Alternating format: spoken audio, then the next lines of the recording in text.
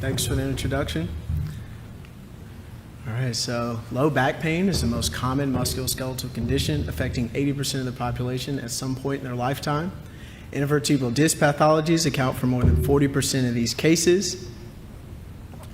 And damage to the disc, such as annular tears or bulges and herniation, may lead to nerve impingement and further pain. And current repair strategies, such as surgery or intradiscal injections, are invasive and they have not shown long-term clinical efficacy.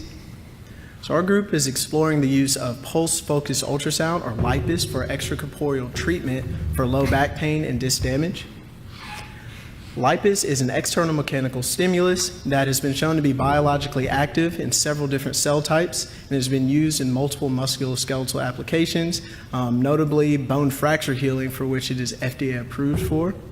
And recent in vitro work in disc cells has been shown to elicit a matrix synthesis in response in both of the major cell types in the intervertebral disc. So for targeting and the repair of this disc tissue, it will require a uniform far-field energy targeted to the disc. And this talk is going to focus on our attempts to recreate that in an in vitro model. But we have also applied LIPUS in an in vivo model of rat tail disc injury, which we presented here in 2016. And we're also performing anatomical simulations to determine our sonication patterns necessary for reaching damaged disc.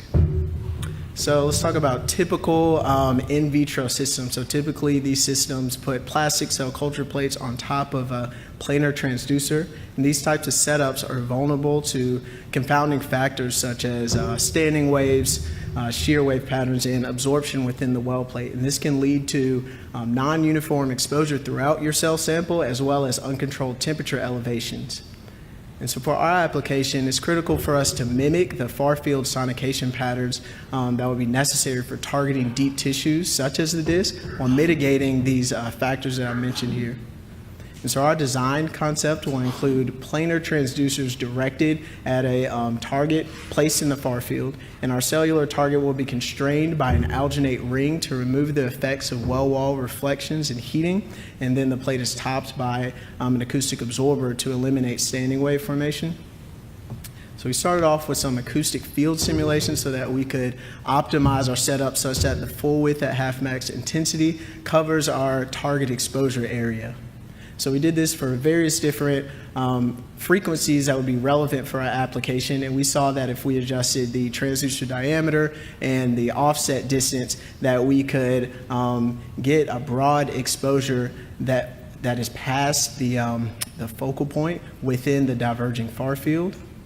This is some example data of looking at these parameters. And here is a visual demonstration of that. So we filled a well with some thermochromic material and exposed within the far field.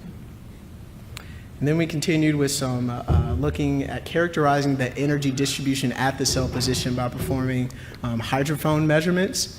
And so you see that if there's no plate within the beam path in the near field, there's this characteristic heterogeneity, and as you move off into the far field, it's more uniform.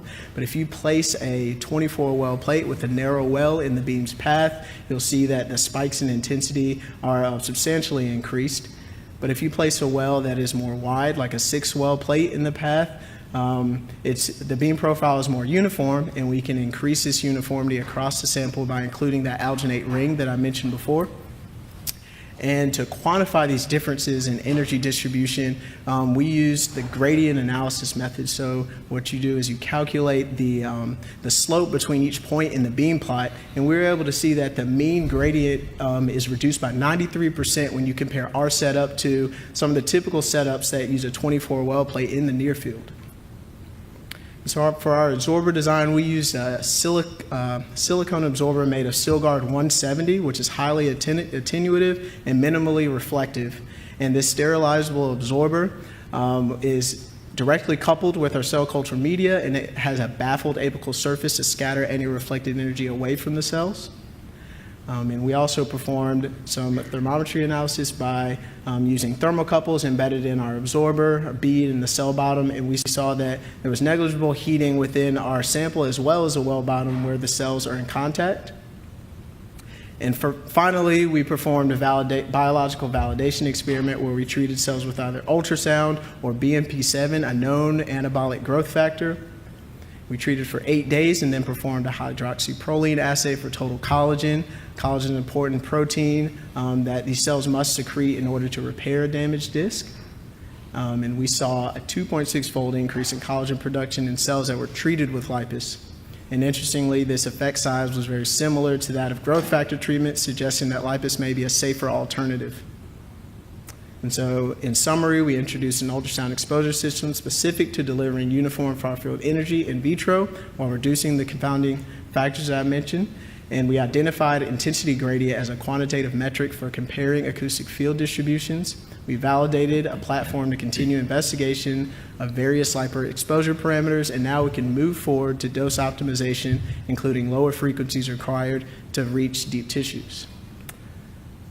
And so I'd like to acknowledge my collaborators as well as our funding sources, and thank you all for listening.